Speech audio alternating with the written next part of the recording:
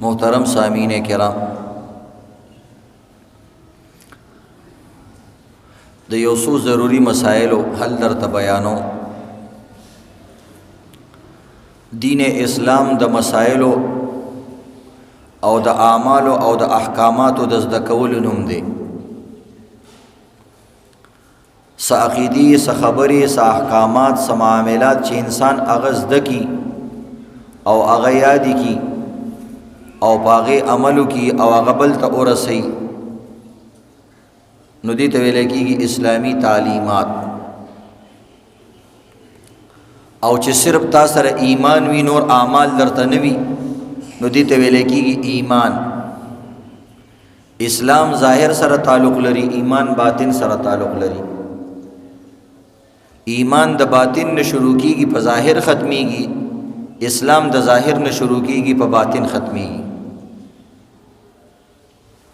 नबी अलैहिस्सलाम ते उज़ल बांडे चैन रा लुईजी मंग ईमान रावड़े। नबी अलैहिस्सलाम ते ईमान हम न दे रावड़े, वलाकिन क़ूलू अस्लमना, वही वाय ची इस्लाम हम रावड़े दे। तास को योसो अमलू न कोई न पूरा दिन दे इंसान ज़िंदगी की रशीदी त दीन ईमान और इस्लाम वही और मंग शबल दावत वर्कों दो पूरा दिन वर्को और कम की गलत फहमी नहीं पैदा की कि अगदा वजी नहीं शी मंग तो सही दिन मालूम नहीं नज़र मंग पाते राशु नुदी हवाले सर मंग तासो तमसाइल बयानो और आखिर की दीन इस्लाम और कुरान मुतालिक दरते उसो खबरी को बास कसान तपोस कई चिपटी भी बांधे तिलावत कीगी या मोबाइल की तिलावत कीगी और पखवा ब टेपून की ब तिलावत किया तो कैसटे बवे रील वाला नुपागे के बद मुख्तलिफ़ क़ारियान द कुरान पाक द तिलावत अगर रिकॉर्डिंग शवे उसमें इंसान चकल यो मोबाइल गूरी, फेसबुक गूरी, यूट्यूब गूरी और दा शान चकम दे व्हाट्सअप गूरी नो पागे के द मुख्तलिफ़ क़ारियान क्लिपुना खल्क यो बल्लेगी पागे की तिलावतु न कीगी प तिलावत के बाद आयातुना अगे तद सजदी आयातुन वेले कीगी नो सजदा कवल प इंसान बांधे वाजिब दी नो आया हर जे कि इंसान आयात औरी पागा हर आयात बाने बदबाने सजदा वाजिब कीगी और हर जे की औरी नदी के बाज़ आलिमान तफसील करे ले चिकम तिलावत बराह रास्त चाना वावरी या प टीवी या प रेडियो बांधी बराह रास्त अगर शुरू हुई लाइव शुरू हुई योजी की मसलन कुरान पाक तिलावत शुरू दे ये इंसान और त मोबाइल निवले दे और पनेट बांधे टोल खल्को सर शेयर कई टोल खल्को ता दागा टेम मुताबिक प्रोग्राम रसी और कारी से तिलावत की या आलिम से द बयान दौरान की तिलावत की अवदा से आयत करीमा ला चागी सजदा पर इंसान वाजिब कीगी नशे बराह रास्त भी नुबागी बाने सजदा वाजिब कीगी और का रिकॉर्डिंग भी बाज़ आलिमान वही ची दे सरा न वाजिब कीगी नन सबा अक्सर टीवी बांधे और मोबाइलों की मंग रिकॉर्ड पेश की लाइव सिस्टम डेर कम हुई और बराह रास्त सिस्टम अगर डेर कम हुई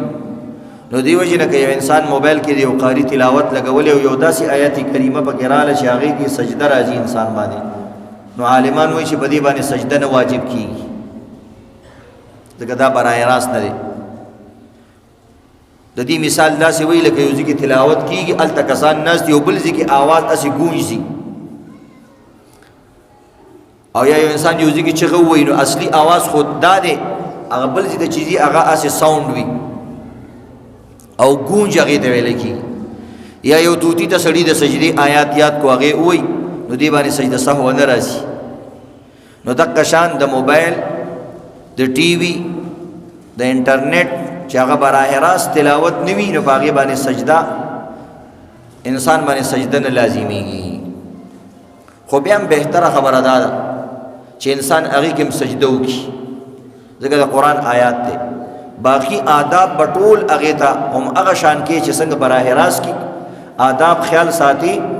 نو چې انډایرکټ کم وي او ریکارډینګ وي دا غیب هم د آداب مکمل خیال ساتي خو سجدي نه کولو کې گنجائش پکې شتا نو دا یو مسله و عزتمندو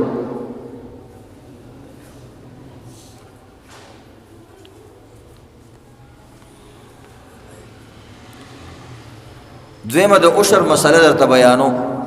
عشر ویلې کېږي لسمې حصې ته عربی کې د فصلونو او د باغونو چې کم زکاتی هغې ته شریعت کې عشر ویلې کېږي او عشر ورته د دې وجې نه وایي عشر لسمې حصې ته وایي د عشر نه دی عشر منه لسمه حصه نو چونکې د هغې په مال کې چې کم زکات راځي هغه اکثر لسمه حصه نو دی وجې نه هغې ته عشر وایي عام جبه کې ورته زکات هم ویلی شي خو د فصلونو چې کم زکات وي او د باغونو کم زکات وي نو د روپو او د سونی او د چاندي او د تجارت چې کم زکات یې هغې کې فرق دی نقد روپو کې او سونا او چاندي او تجارتی مال کې سلویختمه حصه وي 40واں حصہ 1/40 سلویخت روپو کې 1 روپۍ سونا کې هم دغه شان ورکې روپو ته به راوړې چاندي کې هم دا شان ورکې کتا سره تجارتی مال دی هغې کې هم داسې کې او نقد روپو کې هم داسې کې خو که یو انسان سره فصل دی نو په هغې کې شریعت لسمه حصه فرض کړې ده سلویختمه حصه نه دویم دا د زکات کال پس ورکولی او فصل کې دا خبره نشته چې کله د فصل راوټو کېدلو تیار شو ورکې به بل زکات او عشر کې دا فرقي چې زکات په مالدار سړي باندې یو حد ته چې کله د پیسې ورسیږي سونه چاندي ورسیږي نو الله تعالی باندې زکات عشر کې دا خبره نشته دی که ته غریب سړی مې خوستا فصل راوټو کېدلو او تیار شو نو ته به ته عشر ورکې اگر چې ته غریبي فصل دی وشو که او د عشر تعلق فصل سره وي نو چې فصل دی وشو د فصل زکات به ورکې عشر به ورکې دا څه فرقونه دي بګي او کمیش پس دی بګي بل فصل وکړلو د هغې به بیا ورکې او 2 میاشتې پس پکې بل فصل رالی د هغې به بیا ورکې دې کې داسې نه چې کال کې به یو ځل ورکې البته هغې کې سهولت پیدا دی چې کوم فصل نه ته کوم کرونده دې وکړله او د هغې نه د کومې دانې غنم جوار وغیره حاصل کړه او هغه د ځان سره کېغوسته سنبال دې کړه نو بیا هغې کې دوباره زکاتونه نشته عشرونه نشته دی نو که تاسو 2 کاله پروتي 1 کال پروتي خوراک څښاک چې ته تکې خپلې خورې هغې کې بیا عشرونه نشته دی او بیا پکې زکات هم نشته البته که چا خرڅ کړه او پیسې را نقدې کړې نو د پیسو حساب به خپل هغه زکاتونو سره کوي خو بیا دې فصلونو کې 2 قسمه زکات وي کله لسمه حصه وي او کله شلمه حصه وي کله لسمه حصه عشر کله نصف عشر وي لسمه حصه به هم نیمه نو لسمه حصه چې نیمه کې نو دې ته شلمه وي بیا 1/20 مثلا لسو منو کې یو من لسمه حصه ده او په لسو منو کې نیم من شلمه حصه ده داسې حساب دی یا په شلو منو کې یو من دا شلمه حصه ده او په شلو منو کې 2 من لسمه حصه ده دا خو اسانه خبره ده نو چې د چا فصل وشي دې طریقې سره باغه د هغې زکات ورکوي لسمه حصه کله ده شلمه حصه کله ده دې کې تفصیل دا دی چې هغه ځمکې ته به ګورو چې دا ځمکه باراني ځمکه ده که نه دا په خپله باندې دا اوبه کوي او نهري ځمکه ده او ټیکس ورکوي یا په جنریټر اوبه راوباسي یا کویانو نه پر اوباسي چاري طریقې سره اوباسي یا په نیرونو باندې ارټې لګولې دي غویان ته تاویږي لګې دي باقاعده کار پې کېږي خرچه پې د راځي یا داسې نیرونه دي چې هغې باندې باقاعده ډېر ټیکس دی یو خو هسې لږ شان ټیکس وي یو باقاعده ټیکس وي یا تا جنریټر لګولی دی او ایراب ته دې پیپونه لګولي او نیر ته دې پیپونه لګولي او د هغې نه پې اوبه راکاږي او فصلونه نه ورکې یا د شیشې ورته لګولي دي او هغې باندې خرچې راځي بیټریانې دې ورته لګولي او شمسي شیشې دې ورته لګولي خرچه دې کړې ده اوس دې مومندو کې او دغه علاقو کې داسې کاري نو په دې باندې چونکې ستا خرچه ډېره راځي نو شریعت تا ته وایي په دې کې نیمه لسمه حصه ورکوه په 100 منو کې 1 من ورکوه په 10 منو کې خیر دی بیا نیم من ورکا په 10 ګېډو کې نیم ګېډې ورکا ځکه ستا خرچه پې ډېره راځي دا نورې خرچې پکې نه حسابېږي چې ما تخم راوړی دی او ما زمیندار لګولی دی دا خرچې پکې نه حسابېږي د اوبو خرچې اعتبار وي اوبو باندې چې کومه خرچه راځي او چې کومه ځمکه داسې وي چې هغه باران سره خړوبېږي باران سره اوبه کېږي باران چې وشي نو هلته فصل کېږي نور اوبه نشته نو چونکې په دې باندې ستا د اوبو خرچه نه راځي او اکثر باران اوبو سره کېږي یا د نیر اوبه دي خو تا نه آبیانه او ټیکس نه دي یا د عراق اوبه دي خو فري دي د ولو اوبه دي خو فري دي د نالو اوبه دي خو فري دي نو چې دغه فصل چونکې ستا خرچه او خواري پې ډېره نشته نو شریعت وایي دې کې به لسمه حصه ورکړې دغې ته عشر وایي بیا بعضې ځمکې داسې وي عزتمندو د خان او د زمیندار شریکي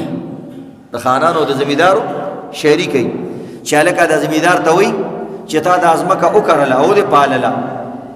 او چې څه حاصل شو نو نیم به ته والي نیم به زه والم یا مثلا 2 حصې به ته والي 1 حصه به ماله راکړي نو په دې صورت کې به د دې ځمکې عشر څوک ورکوي آیا دا مالک د ځمکې بیا ورکوي آیا دا زمیندار بیا ورکوي که دواړه بیا ورکوي نو دا یاد لري عشر کې اعتبار اصل کې فصل لري چې فصل د چای عشر پاغي چې فصل نیم نیم وي نو نیم نیم عشر هم شو فصل کې دی عشر تعلق ځمکې سره نه فصل سره نو دی وجه نه که فصل ټول د زمیندارو نو ټول عشر به زمیندار ورکي که فصل د او د مالک په منځ کې نیم نیمو نو د نیم عشر باغ ورکي د نیم عشر بدا ورکي اسانه خبره دي د زراعت ځمکې وای او پیسې باندې اغستون کې ځمکې ورته وای پیسې مور کړي د ځمکې جی نو چې پیسې دې ور کړي چې سو مې د زمیندار دا بداغي سي عشر ورکي مثلا 2 من او شو یو من مالک واغستو هغه به د خپل من نه عشر ورکي ابل به د خپل من نه ورکي یا بس ورته دی وای زمیندار ته چې لکه د سرته عشر ورکا زما د حصے ته ورکا بس د ټولې د سرې نه به حصے ورکي د تریشل خرچا د مزدورانو خرچا دا خرچي ودینو باسي بعضی کسان داسې وي چې لس منه شوي وي نو د 2 منو خرچه تی وباسي وي دا د تریشل خرچه شوه او دا د مزدور خرچه شوه او دا د تخم خرچه شوه دا ویستل د عشر نه نشته البته بعض عالمان وایي چې د پټي نه چې بازار پورې وړي دغه سورلۍ خرچه دی ویستې شي یعنی بغې نه بعد به عشر ورکا نور به د ټولو نه اول عشر ورکې نو دا د عشر سره متعلق یو مسله وي عزتمندو عشر ستوي اکثر خلک ته پوښتنه کوي چې دا ستوي دغه ته عشر وي یا نصف عشر وته وي بهر ملکونو نه بعض کسان یو مسلې ته پوښ کوي اوس دلته هم دا رواج شوی دی مخکې به د نکاح یو ښکلی پروګرام او شریعت د نکاح دپاره خپل یو مزاج بیان کړی دی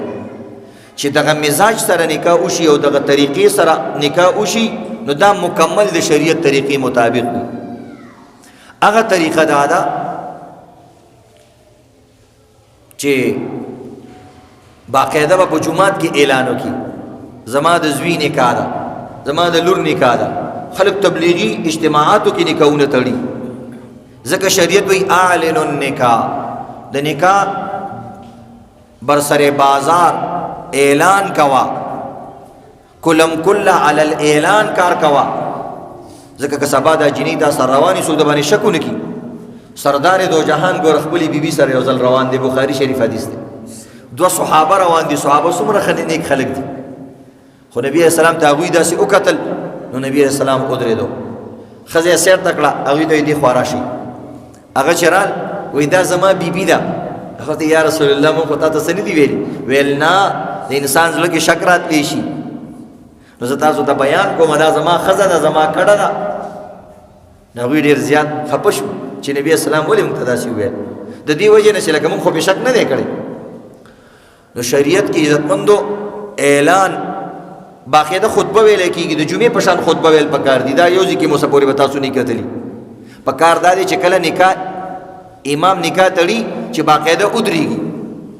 خطبه د پاره نکاح وتړي د نکاح چېرته تاسو کتلی ځکه که مولا ودرېږي ټول وایي په ده څه چلو شو د جمعې مونځ یې شروع کړو که خلک دومره انجان شوي دي او سادهګان شوي که یو دین عمل داسې وویني چې مخکې د چېرته نه دی لیدلی وایي راشه مولا خو چپه شو او دا مولا په کومه روان دی او دا پکې لا بله بیا پکې ویډیو مو ورکوي دا پکې لا بله هلکه دا خو ستا جهالت دی چې ته په دې مسلې نه پوهې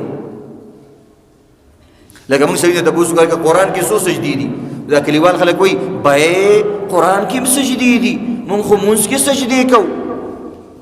او دا تاسو نوي مولیان راغلي نوې نوې مسلې کوئ او موږ ته خو زړو مولیانو دا مسلې نه دي کړي نو عزتمندو دا یاد لرئ داسې نو د نکاح دپاره ښکلې طریقه دا ده په جومات کې وشي په لوی اجتماع کې وشي باقاعده ملا صاحب پاسېږي خطبه ووایي باقاعده د ګواهانو نومونه یاد کړی شي او ښکلې طریقې سره پکې شیریني تقسیم شي دعا وشي یو بهترین طریقې سره وشي اوس جدید وروره هر څه شارټ کټ راغلی دي اوس خو پلار خبر هم نه وي د لور نکاح شوي د زوی نه سړی خبر هم نه وي او نکاح شوي جی څنګه نکاح شوې ده ټلیفون باندې مې نکاح کړې ده موبایل باندې مې نکاح کړې ده لا جینۍ چا لیدلي هم نه وي دو سره په موبایل نکاح کړي وي هلکه کله به راځي وایي هغه خو لا د امریکې نه را روانه ده په خپل هم نه یې لیدلي په خپل هم بس دغه کې لیدلي تصویران یې لیدلي چې دلته راورسېږي وروره وایي دا خو مې نیاد ده دا خو ښځه نه ده ما ته خو بل تصویر ښودل شوی دی او دا خو پلار له کوم او نیکه له کوم ځان له خو یې نه کوم بس تو کنه په ټلیفون خوشحالېدلې خبرې به دې کولې پیکیج یې به دې کولې خوشحاله به وي یو سړي زوی له نکاح کوله وایي زما زوی ډېر تورزن دی او ډېر بهادر دی او ډېر هوښیار دی سړی ورته وایي چې چېرته یې رشته کوله جینۍ دپاره وایي څه خصوصیات دي پکې وایي زما زوی کې خو کمالات دي که نه په 2 روپۍ باندې 200 میسیجونه فري کوي داسې چلوله ورځي چې 2 روپۍ واچوي موبایل کې 200 کسانو ته چې خط ولیږي په 2 روپو باندې دا کسان دي د نن سبا باتوران دا کسان دي د موبایل دور دی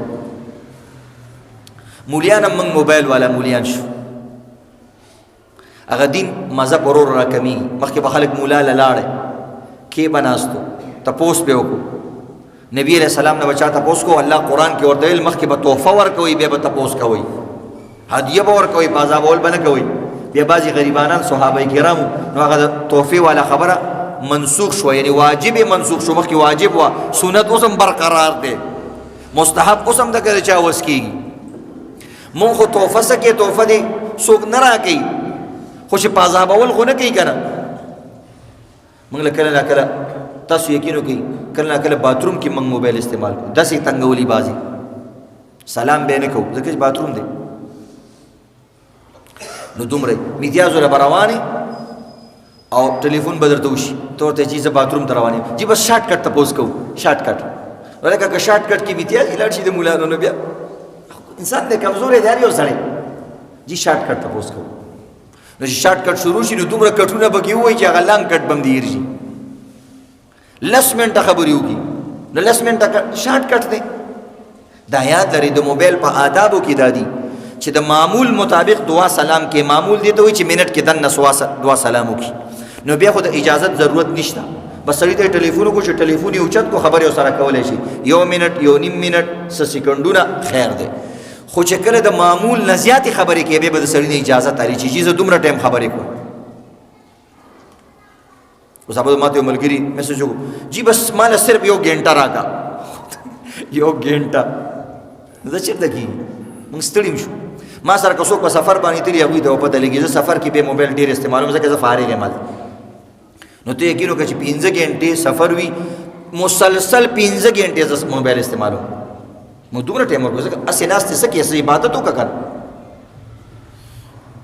نو عزتمندو نکاح اوم شارټ کټ ته راله جي څنګه نکاح دې تړلې ده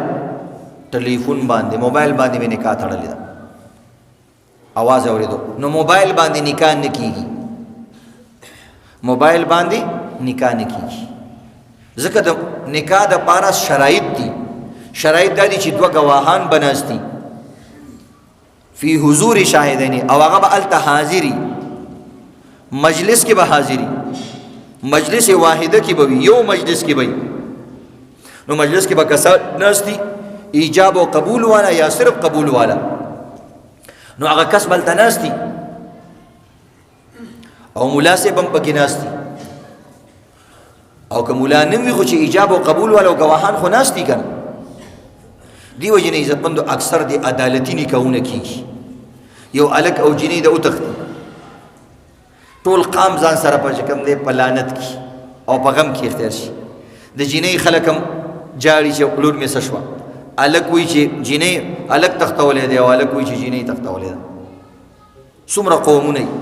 د دوی خویندې بیا سبا څوک نه کوي، د هغه جنې خویندې څوک نه کوي، دا زولۍ دا خور ورته ونیسي وروره د دغه جنۍ نه قلار شه، خورې د دغه جنۍ نه قلار شه، ستا پنځه خویندې دي سبا به خلک نه کوي. څه خلک سختي کوي، خپل ترور لور یې ده نه کوي، ولا ولې نه کوي؟ وایي دا خو د پلار د طرف نه ده که نه، مور یې وایي دا وله زه نه کومه، زه د دې پلار نه تنګ یم، دا راله بله راولي دغه خاندان نه. پلار یې څه وایي نه، مونږ په دې یو قمقله باندې اورېدلي دې خاندان نه مې کړې ده، زما زوی وایي چې د دې د مور د خاندان نه بله کو. دقه قصې دي. نو چې زوی نه کوي نو بیا به څه کوي؟ عمر یې زیات شي، د یو جنې 15 کاله عمر شو، 40 کاله عمر شو، چې اوس هم دا غریبه نه تښتي نو څه به کوي؟ تنګ آمد به جنګ آمد. ولې جي مال نکاح ولې نه کوې هلکه؟ جي بهی دا زمونږ دا یو لور ده او دا خو بس خدمت دپاره ساتلې ده، خدمت دپاره نوکره ونیسه، خدمت دپاره ځان له بل واده وکړه،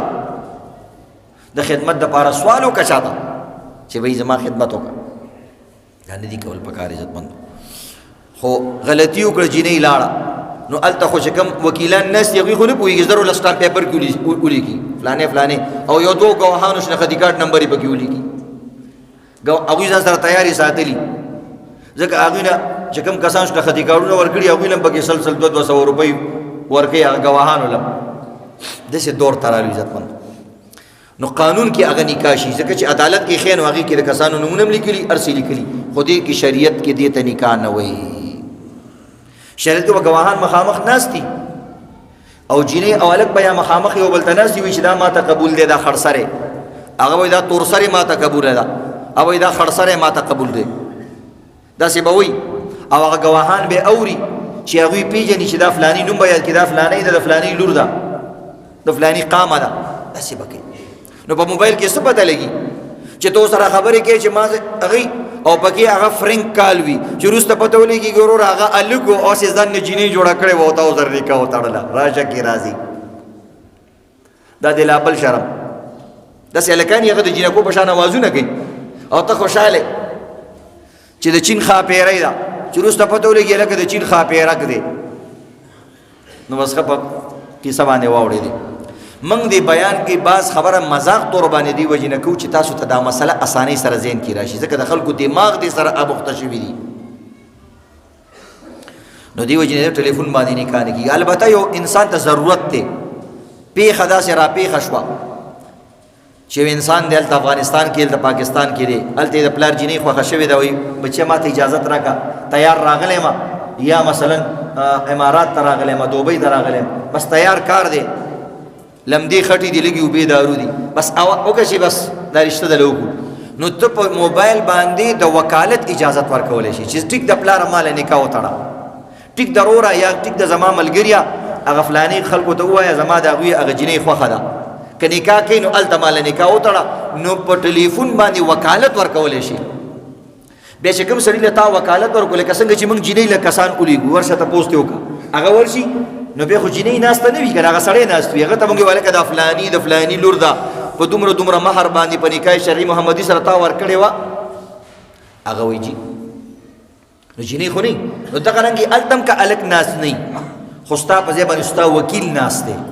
ستا ملګری دوست یار چې هر څوک خو تا ورته په ټلیفون ویلي دي چې مال نکاح وتړه، او هغه هلته ناست وي، نو هغه به دې طریقې سره قبلوي، هغه ته به مولا دې طریقې سره وایي دا فلانۍ چې د فلانۍ لور ده، نو دا د فلانکی زوی چې دی د هغې دپاره تا ته قبوله ده، داسې نه چې هغې ځان دپاره قبوله کړي چې ما ته قبول ده ما ته قبول ده، نو خیال به کې دغه فلاني کس نوم به پکې یالې، ځکه نکاح کې گپ شپ نه چلېږي. که تا هغه ته ډایرکټ ویل چې دا فلانۍ قبوله ده، هغه ویل چې او ما ته قبوله ده، نو بس د هغه ښځه شوه، زه اوس ګرځه مزې کوه،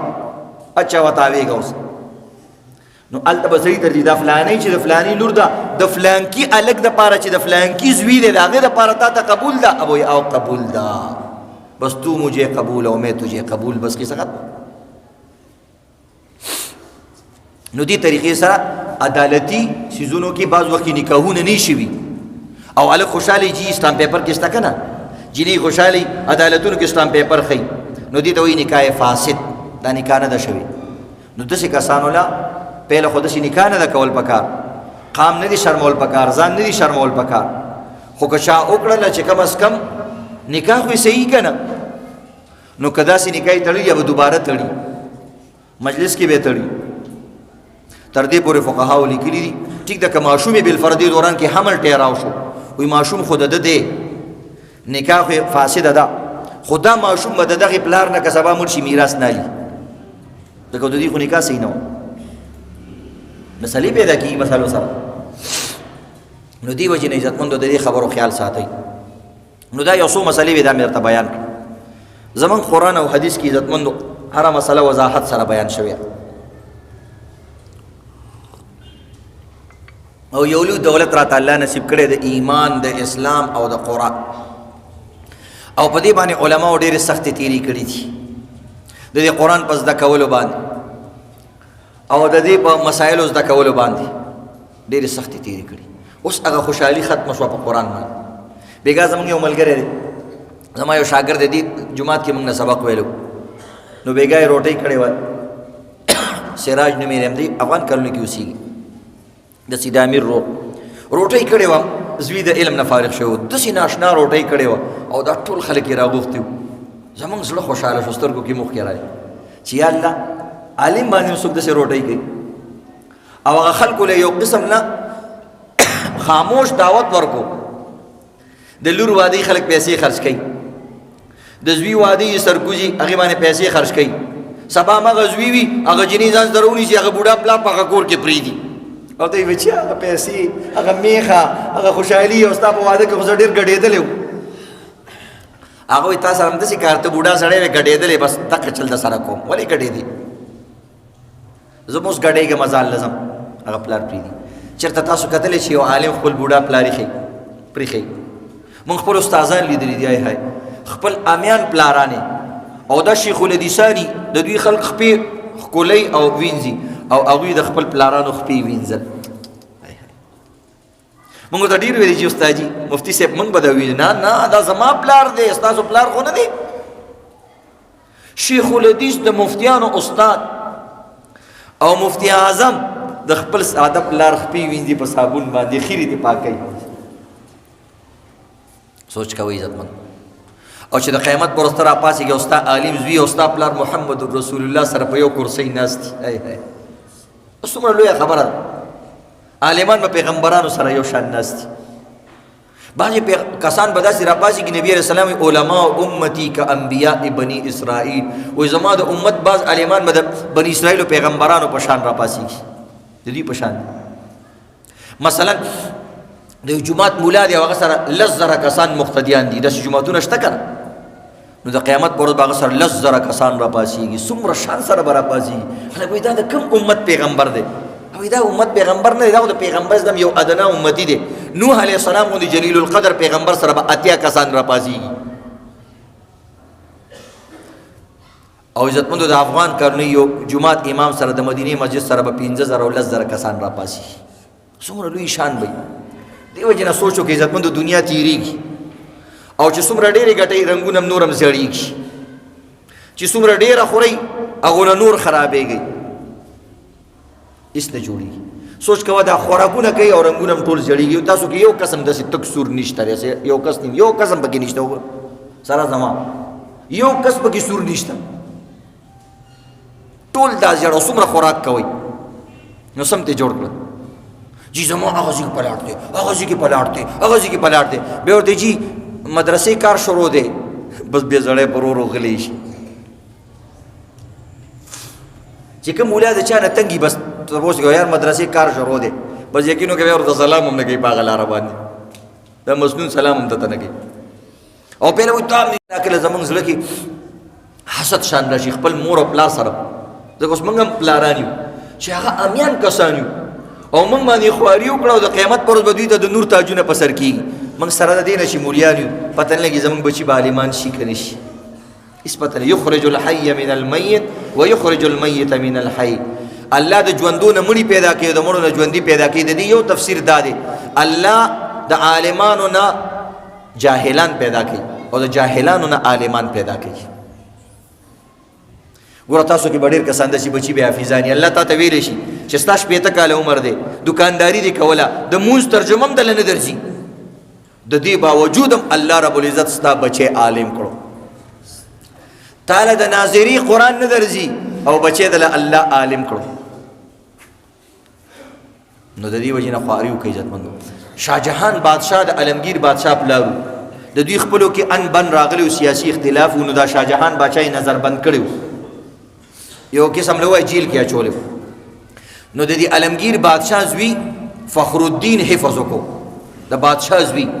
نو هغه لاړې د خپل پلار له مبارکي ورکړه جیل کې نظر بند و. هغې ته وایي ولې خوشحاله یې علمگیره؟ وایي چې ستا نوسي حفظ کړی دی. نو هغه خوشحاله نه شو، وی ګوره ما تا ته مبارکي درکړه، سیاسي اختلافاتو د وجې نه ته ما سره خوشحالي نه شیر کې او نه را سره شاملېږي نه. هغه نه بچیا سیاسي اختلاف په خپل ځای دی، کله به تا جیل کې کله به زه جیل کې، دا راځي پکې، خو زما زوی حفظ نه دی کړی، ستا زوی کړی دی.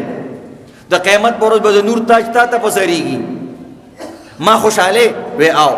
نو هغه کېدای شي دا به راته وایي چې ما آزاد کا، ما پرېږده. وایي ما خوشحالې، هغوی پلاره نن ډېر خوشحاله یم، زما زوی حفظ کړی دی، د قیامت پر ورځ به ما ته تاج په سرېږي. وایه څه غواړې؟ هغه وایي زه دا غواړم بچیه چې ته مې حفظ وکړې او د قیامت پر ورځ د نور تاج ما ته په سر شي. دې ته بادشاهان وایي. نن بادشاهان مدرسې بندوي، په مولیانو پابندیانې لګوي. دغه مې یو بادشاه دی چې نوم یې اوسه پورې موږ اورو، شاه جهان بادشاه. وایي بچیه ما خوشحالې، اول چې دا وایي چې ما پرېږده آزاد مې کا. ویل ولې نه پلاره ډېر خوشحاله یم. ویل زما دپاره ته م حفظ وکړه، څنګه چې تا ته د قیامت پر ورځ تاج په سر کېږي چې د قیامت پر ورځ ما ته هم د نور تاج په سر شي. شاه جهان بادشاه په زړه باندې خبره واخیسته. بادشاه یې وخت چېرته کوي، لږ صورتونه نشي ادا کولی. زموږ بادشاهان ګورنران وګوره قل هو صورت نشي ویلی. عالمگیر بادشاه ځان سره وکتل چې زما د پلار خواهش دی، اختلاف مې ورسره دی، هغه بېلې پارټۍ دی، زه د بېلې پارټۍ، خو خیر دی زه به د پلار دپاره کوم. تخت و تاج سره سره چې کوم دی علمگیر بادشاه حفظ قرآن وکړو او پلار له جیل نه لاړې، ډېر خوشحاله و. شاه جهان ورته وایي بیا دې بل زوی حفظ کړی که څنګه خوشحاله؟ ویل نه پرون زما خوشحالي وه، نن ستا خوشحالي ده. وایي بچیه زما څنګه خوشحالي ده؟ ازادۍ مې. وایي په ازادۍ خو تا مخکې هم نه ده غوښتې. وایي نن ستا بچي علمگیر بادشاه حفظ وکړلو. شاه جهان بادشاه په جیل کې ټولو قیادیانو له چې کوم دی یو مزیدار پروګرام وکړ. نو عزتمندو په خپلو بچو باندې دینی اعتبار سره هم خوشحالېږي او خرچې پې کوئ. که خپل بچي دي نه وي یا ستا بچي نشي ویلی، پردیو بچو باندې خرچې وکړه، د قیامت په ورځ باندې حق عالم به ستا لاس ونیسي، ځان سره به دې بوسي. نو دې حوالې سره عزتمندو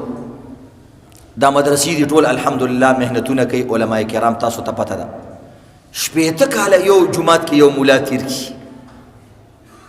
دغه دکان ونشي، غریب خپل کور جوړ نه کړي، چېرته بچي افسران نشي او بیا هم خوشحالي. مولوي صاحب صحیح الحمدلله الله مې 80 کاله په دې جومات کې ډېر په خوشحالۍ تیر کړل. حالانکه کله یو دګي را دګي، کله ورته بل خبرې کوي، کله بل خبرې کوي، خو چېرته وایي الحمدلله ډېر فضل دی، الله په خپل کور کې 80 کاله وساتلم. او بخاری شریف پڑھاو ما د 40 کالونه. د ناظري قرآن والا حافظان دي 10 کاله عمرونه دي، په شل کاله وشو قرآن ته ناست یم. دغه الحمد همدغه والناس هر کال دا سبق مونځ کې دا سبق ستړي کېږي نه. او د شپې الله ته جاړي یا الله موږ هم ګناهګار یو، زموږ د ګناهونو د وجې نه موږ د دې جومات نه محرومه نه کړي. دعاګانې کوي ځان ته. که سړی تپوس کوي چې هلکه ستا خو جومات کې مقتدیان دي، تا سره ډېر روان دي، وایي مړه هغه به کېږي خیر دی، خو چې الله مې د دې جومات نه او د دې ممبر نه او د دې مسلې نه محرومه نه کړي. دا مسله دومره عجیبه ځای دی. او الله مې د دې پټکي نه او د دې سپینې جامې نه محرومه نه کړي. نو د دې وجې نه عزتمندو علماو سره مدد کوئ، مدرسو سره مدد کوئ. تاسو ګورئ زمونږ ملک په مقه ځای ولاړ دی چې په کوم باندې ولاړ دی، بلکې لاندې را روان دی. او الحمدلله تبار ملکونو کې تاسو کا پاکستان کې څه مشهور دي د ته وی میډ ان پاکستان قاری، میډ ان پاکستان مولا، میډ ان پاکستان مفتی او میډ ان پاکستان تبلیغی. تبار ملک چاته وې څه درولېګو یو استری درولېګو وې خدای ته وګوره استری راونه لګي تاسو استری خو بډا بیر پورې مروغه ناراضي خرابېږي بیکاره شي نه جوړوي کرا لګي یو قاری سی براولېګه زمنګ ملتا عربونه تاسو کا چې د چا په ملک قرآن راغله سوق درولېګو یو قاری سی براولېګه چې زما بچو ته قرآن وې پاکستان خاریان تکړه دي مولیا ته نو په 1 نمبر باندې مولا پاکستان راوسته لیکن لاړ نور ملکونو ته تاسو کوي دا تاسو چې د څنګه جمعات منځونو ته ناس یو دا بیان تاسو ته کیږي دی پسې بم سترګي روزي سترګي د عرب په ملک هغه ته بادشاہ لري چې دغه قصه وایا مونږ خو حالاتو د ګوري چې کوم خبري ضرورت دی هغه کو الته داسې نشي کولای او د بادشاہ نوم به پکې اخلي مونږ بادشاہ په خبرې کوم یو دی مدرسې بندي داسې ازادي بل ملک نشته ری دام د دې ملک په موږ مې احسان دی په تاسو مې احسان دی چې د دین د لپاره پکې ازادي ده. نو دی حواله سره عزتمندو زمنګ د مدرسې دستار بندي ده د اتوار په ورځ باندې افریدو غړې رینګ روډ باندې راځي څنګه چې د جیټ روډ نه واوړي او غنیر والا لار ګل بهار تر تاو شوی دغه ځکه موږ مدرسې د لپاره ځای واغستو الحمدلله لسمر لیزه په 2 کروڑ روپۍ باندې. نو الله رب العزت دیو کې چې دغه ځای آباد شي سخ کال زمنګ مدرسې نه ولس عالمان د مفتی کور سره فارغيږي الحمدلله او تقریبا ال د زمنګ مدرسه ده سلويخ ماشومان د قرآن اختتامی پروګرام دی. نو شپېته کسانو یو لوی دستار بندي ده په دې کې یو عظیم شان دعای نو شپېته کسان فارغيږي تاسو په کلاس اوچت کې د یو شپږ منټو د 10 منټو د پاره التا الله رب العزت بکی دي چې تاسو بچو کې عالمان پیدا کی پته نه لګي زمنګ پلار بچر ته کم عالم خدمت کړي او کم عالم ورته دعا کړي او هغه د وجنه یو سلسله روانه شو. نو دا شان عزتمند یو موقع د اتوار پورز باندې را روان اتوار لسونه 1200 پورې 2 غنټې پروګرام دی د خوراک سکاک پروګرام پاکستان خالی لاس بم نه رالیږي او ان شاء الله شپېته کسان به فارغيږي او عظیم شان دعا به په دې کې ټول شرکت وکړي ٹھیک ده کنه ان شاء الله. د شا کوم د سي مرګري وی چې مدرسو شوق لري او د جمعات جوړول شوق لري نو الته من تقریبا 2.5 کروڑ روپۍ خرچه پی راځي نو کسانو سره لګرابېته وکړي موږ داسې نه وای چې تاسو چاندر راغونډه کوي یا دې پروګرام کې تقریبا 1.5 روپۍ لګي واتلس دیګ لګي کم کس خپل پلان پسې دیګ نیم ورګي د چا اراده د زما مور مړه د 1,000 روپۍ 15,000 2,000 روپۍ پسې لګو د چا اراده د یو عالم پټکی د پاره پیسې ورکو او دا شان چې کم دی یو لسو رومالون د پاره پیسې ورکو نو کدی کې څوک پیسې خرج کړي دا یو عظیم پروګرام دی روسته به ما سره ملاو شي الله رب العزت دې زموږ استاد پیسې په خزینو باندې خرج کړي واخر دعوانا